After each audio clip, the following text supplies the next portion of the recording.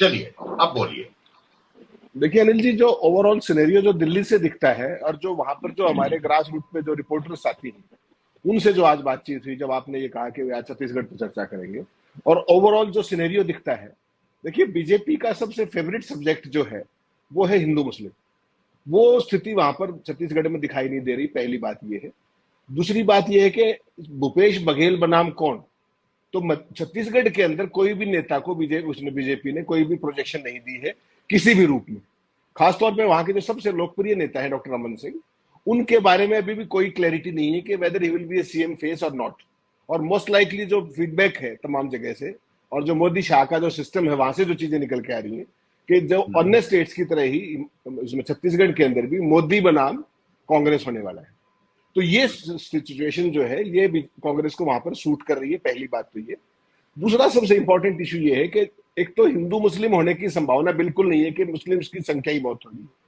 दूसरा, जो भारतीय जनता पार्टी का जो हिंदुत्व था, जो आवेश जी ने जो बात की, हिंदुत्व का एजेंडे को काफी हद तक हाईजैक करने की कोशिश भूपेश बघेल ने इस तरीके से की है कि गाय के गोबर से लेके, गौमूत्र से लेकर के, हनुमान जी से लेकर के, शिवजी भगवान से लेके, राम और सीता मैया को लेकर के उन्होंने बीजेपी को एकदम डिसआर्म कर दिया है।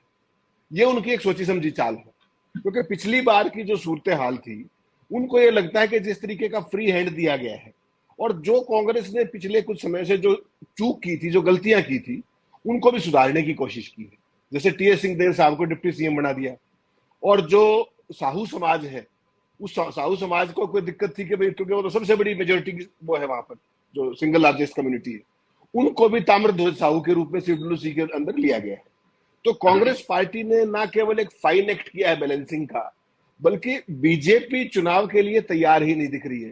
हालांकि उन्होंने कैंडिडेट घोषित किए हैं, लेकिन वही बात फिर है कि कांग्रेस, जो बीजेपी ने कैंडिडेट घोषित किए, वो हारी हुई सीटों में घोषित किए, मीनिंग देयर बाई कि वो पहले से ही कमजोर थी।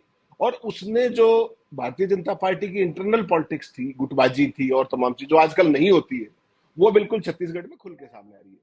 तो त्यागी जी, मौजूदा सूरत हाल वहां ये है, जो आज का फीडबैक वहां पे कंक्रीट जो लोगों से लिया, सीनियर लोगों से, उनका ये मानना था कि कांग्रेस पार्टी अगर 20 से 22 एमएलए, सीटिंग एमएलए जो है, अगर उनको बदल दे, तो ये भी सूरत हो सकती है जो मौजूदा हालात है। आगे चुनाव तक क्या होगा, that is to be scene.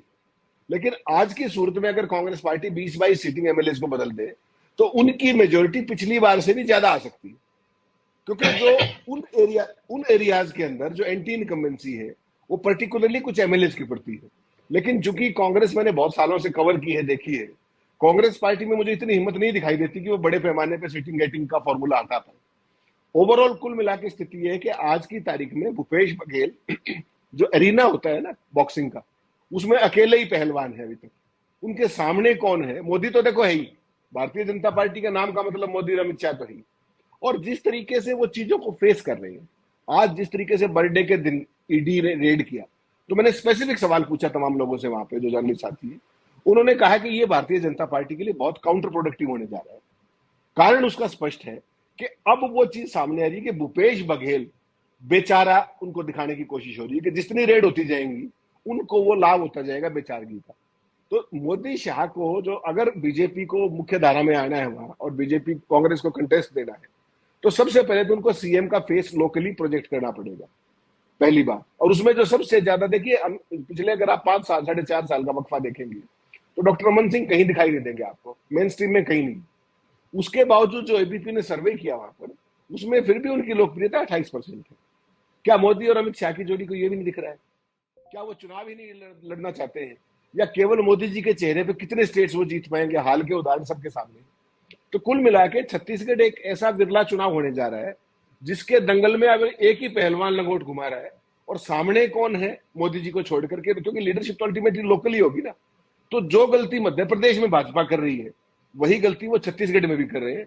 और छत्तीसगढ़ में हमें यह नहीं भूलना चाहिए कि बेशक 15 साल लगातार बीजेपी का शासन रहा, लेकिन वहां पर जो बीजेपी, जो कांग्रेस का जो स्ट्रॉन्ग सपोर्ट बेस था, वो कभी नहीं घटा, कभी भी नहीं घटा वो। और यही कारण है जो बीजेपी को चिंता होनी चाहिए। और उनको अपनी जो पूरी रणनीति है, उसको अगर उन्होंने स्ट्रेटेजाइज प्रॉपरली नहीं किया, तो ये कांग्रेस पार्टी के लिए आज की तारीख में वन वे इलेक्शन दिखता है, जो ग्रास रूट का फीडबैक है।